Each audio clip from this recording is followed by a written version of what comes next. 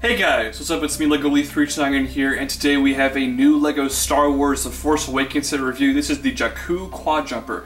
This set retails about $50 US, has 457 pieces, and I got my copy off Amazon.com. Here is a front look at your box. So here is the set itself. You get the Quadjumper and you get 5 minifigures. So let's jump right in.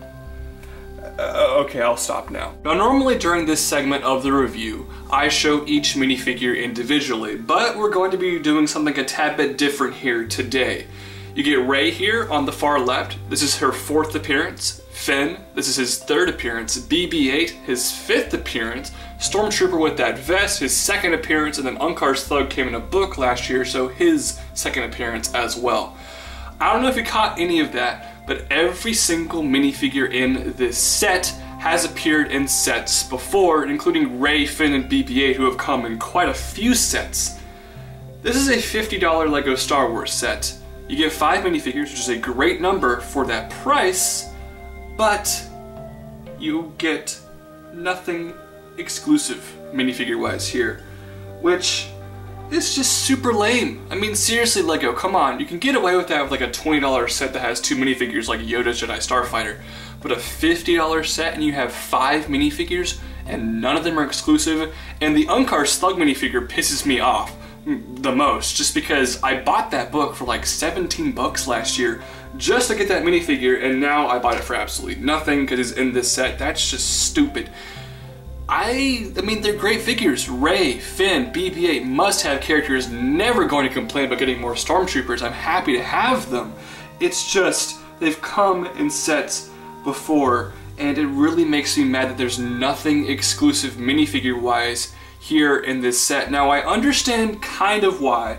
They really didn't need to have any minifigures in this scene besides the 4, not counting Unkar's Thug. I mean, those minifigures were necessary for this scene, and the Thug kind of makes sense.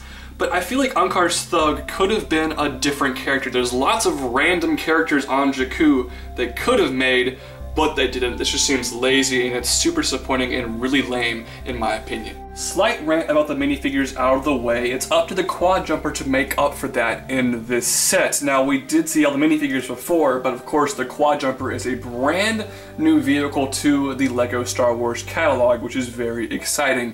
And this thing is pretty slick. I really like the look of it. Of course, it gets the name because of its 4 engines, and those look pretty awesome. Printed pieces on the side there look really cool, and a very nice design for these engines going to the back.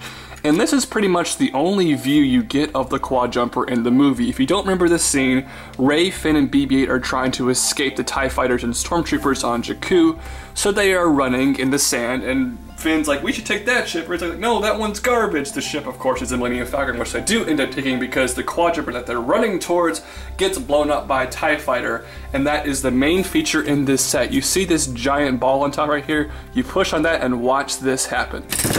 The engines blow off. That's a really creative and fun play feature. Now, the ball does kind of stick up a little bit right there awkwardly, which bugs me just a little bit, but that's kind of a nitpick issue. And the cool thing here is you actually can't accidentally make that feature go off when you're holding this thing in midair. So basically, on the bottom, they kind of have an extra button right here, so you can't push this when it's in the air and you're switching it around. Basically, when you put it on the ground, it pushes that up, and now you can actually push the buttons. That's kind of a cool little like safety mechanism with the play feature. Other features on the outside include some guns right here that can move around. You also have stud shooters. These fins can move up and down. This fin up here can kind of move if you want it to. Same with this one.